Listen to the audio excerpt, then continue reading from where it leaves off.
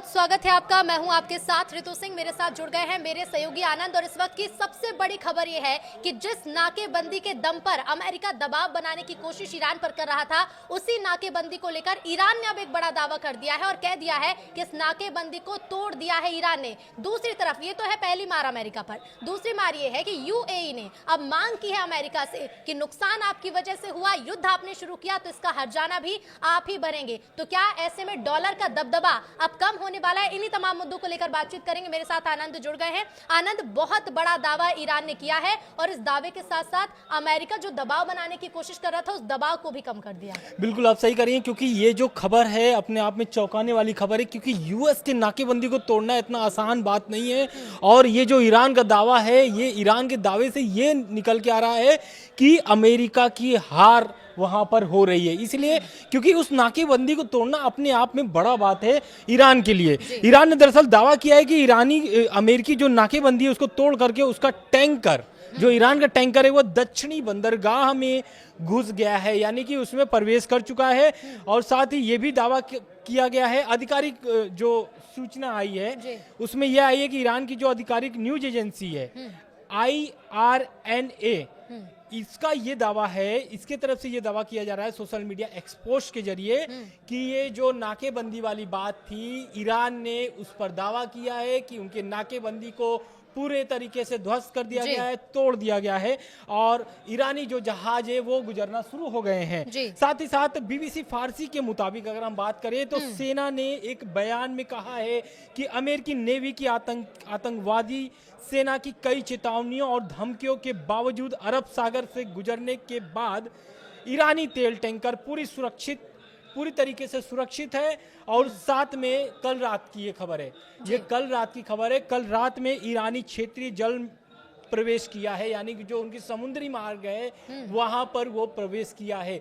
तो जहां पर नाकेबंदी थी अमेरिका का, उसे ईरान ने तोड़ दिया है और ये दावा ईरान की तरफ से किया गया है। बिल्कुल जी बिल्कुल, दावे तो देखिए ईरान ने कर दिए हैं। और जिस तरह से हम इस पे पहले भी बात कर चुके हैं आनंद की, अमेरिका चाहता है कि हम नाकेबंदी तब तक नहीं खोलेंगे जब तक शर्तें नहीं मान ली जाती, जब तक समझौता नहीं हो जाता। ईरान कह रहा था हम बातचीत ही नहीं करेंगे जब तक आप इस नाकेबंदी को नहीं खोलते हैं। लेकिन अब ईरान ने उस शर्त को रखने से कह सकते हैं कि दूर हट गया है कि जो पहले शर्त थी कि आप नाकेबंदी खोलिए, ईरान ने अब सीधे हमला किया। ये सीधे तौर पर उसी तरह का पलटवार है आनंद, जिस तरह का जब ईरान के जो बड़े नेता थे उन्हें मारा गया था तो उसका जवाब ईरान ने अमेरिका को दिया था। क्योंकि देखिए जिस तरीके से तनाव 2 दिन में इतने ज्यादा बढ़ चुके हैं, क्योंकि पहला अटैक जो हुआ है वो अमेरिका ने कब्जा किया है, उनके कार्गो जो जहाज थे उस पर मतलब एक तरीके से कब्जा है अमेरिकी नौसेना का।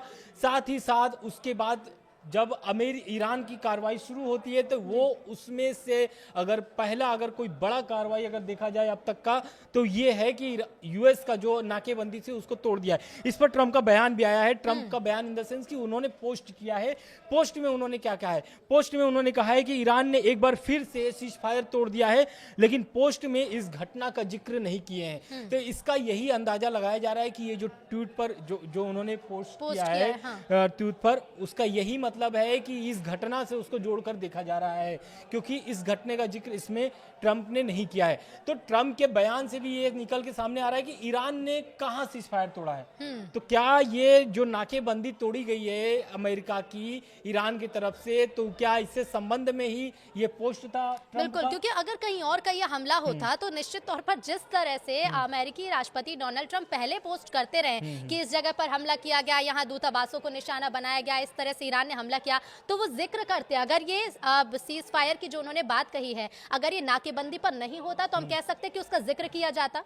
बिल्कुल जिक्र किया जाता, और जिक्र तो किए नहीं है हालांकि, लेकिन इस पर एक बयान है कि इस क्षेत्र से जुड़ा हुआ जो भी तनाव है, जो भी मामला चल रहा है, इसको लेकर के अमेरिकी सेना की केंद्रीय कमान सेंटकॉम ने एक कल बयान दिया था। उस बयान में उन्होंने क्या कहा था कि ईरान की जो नौसैनिक नाकेबंदी शुरू होने के बाद से अमेरिकी सेना ने 27 जहाजों को ईरानी बंदरगाह से दूर रहने या वापस लौटने को मजबूर कर दिया था। तो इस बयान से आप इसको देखिए कि ईरान ने जिस तरीके से यूएस के नाकेबंदी को तोड़ा है, तो इस बयान से भी ये निकलता है कि 27 जहाज जो है कि वो वापस हो चुके हैं। अमेरिका का ये जो सेना का ये जो बयान है इससे ही निकल के आता है। बिल्कुल बिल्कुल आनंद, और जहां इस्लामाबाद की जो दूसरे दौर की बातचीत वहां पर होने वाली है, इससे लेकर अमेरिकी जो प्रतिनिधिमंडल है उसके शामिल होने की बात कही जा रही है। ये भी कहा जा रहा था कि ट्रंप खुद इसमें वर्चुअल रूप से शामिल हो सकते हैं, लेकिन ईरान की तरफ से शामिल होने को लेकर अभी कोई अपडेट नहीं है। बिल्कुल अभी कोई अपडेट नहीं आया है, बल्कि एक जो ईरान की सरकारी मीडिया है उसने अपने टेलीग्राम पोस्ट में कहा है कि अब तक ईरान से कोई भी प्रतिनिधिमंडल इस्लामाबाद नहीं पहुंचा है।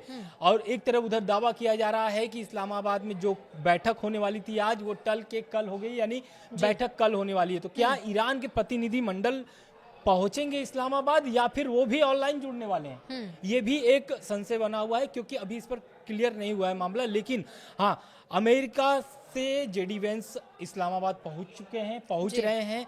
और ट्रंप की जो आपने बात कहा, तो ट्रंप भी इसमें वर्चुअली शामिल हो सकते हैं। बिल्कुल।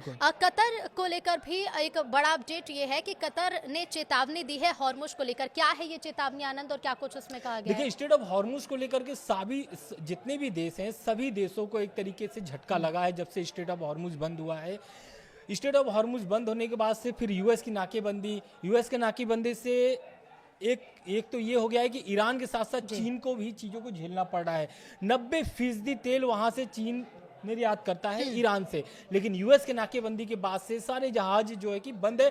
जैसा कि मैंने पहले बताया कि 27 जहाजों को वापस भेजा गया है, मजबूर किया गया है वापस भेजने के लिए। तो वहीं कतर की अगर बात करें तो कतर ने एक तरीके से साफ तौर से बोल दिया है कि जो उनके 20% जो कच्चा तेल का जो रास्ता है वो यहीं से गुजरने वाली रास्ता है। तो कहीं ना कहीं कतर को भी भारी नुकसान सहना पड़ रहा है जब से स्टेट ऑफ हॉर्मुज में तनाव बढ़े हैं। बिल्कुल। आर्थिक नुकसान की अगर बात की जाए, क्योंकि अमेरिका को बहुत नुकसान हो रहा है इस युद्ध के कारण। हालांकि जिस तरह की परिस्थितियां बनती जा रही है अमेरिका के लिए काफी विपरीत बन रही हैं, लेकिन इसी बीच यूएई ने जो कहा है कि युद्ध की वजह आप हैं, युद्ध का खर्चा आप उठाएंगे, इसका हर्जाना आप भरेंगे। यानी कि अमेरिका खुद तो आर्थिक संकट की तरफ बढ़ रहा है, काफी बोझ उस पर भी पड़ रहा है, लेकिन जो दूसरे देश हैं वो भी अब इसे लेकर निशाना साध रहे हैं। बिल्कुल, देखिए, जब से ये युद्ध शुरू हुआ है और इस युद्ध में ईरान ने सिर्फ इजराइल और अमेरिकी एयरबेस को ही टारगेट नहीं किया है, बल्कि खाड़ी देशों को भी टारगेट किया है।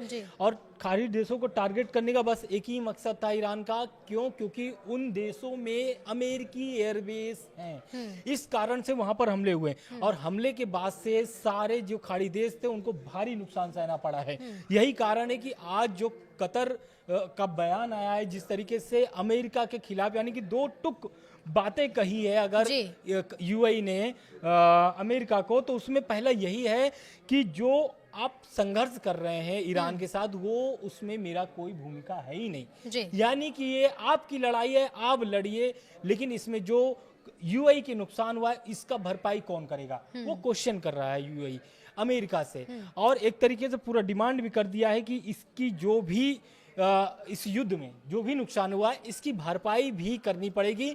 और ये अमेरिका को सीधे सीधे यूएई का बयान, यानी एक तरीके से चेतावनी दी गई है कि आप इस युद्ध में जो भी नुकसान हुआ है उसकी वित्तीय गारंटी अमेरिका को लेना होगा, ताकि नुकसान की भरपाई हो सके। बिल्कुल, एक आंकड़ा है वो अपने दर्शकों को बता देते हैं कि अब तक देखिए अरबों डॉलर की बर्बादी हो चुकी है। रोजाना 1 अरब डॉलर अमेरिका खर्च कर रहा है। अमेरिका अब तक कितना खर्च कर चुका है ये अपडेट बता देते हैं। 28 फरवरी से अब तक हर दिन 8,000 करोड़ से ज्यादा अमेरिका खर्च कर रहा है। इजराइल 20 दिनों में ही 11.2 बिलियन डॉलर खर्च कर चुका है। और सऊदी और अन्य खाड़ी देशों के बुनियादी ढांचे को ठीक करने में 60 बिलियन से ज्यादा का खर्च अनुमानित है। बिल्कुल, इसके साथ ही समझिए कि ईरान को भी नुकसान हो रहा है इस युद्ध में। ऐसा नहीं है, क्योंकि जो ट्रंप पोस्ट किए हैं, ट्रंप पोस्ट में खुद ही बता रहे हैं कि ईरान को $500 मिलियन प्रतिदिन का नुकसान हो रहा है। क्यों हो रहा है? उस नाकेबंदी से।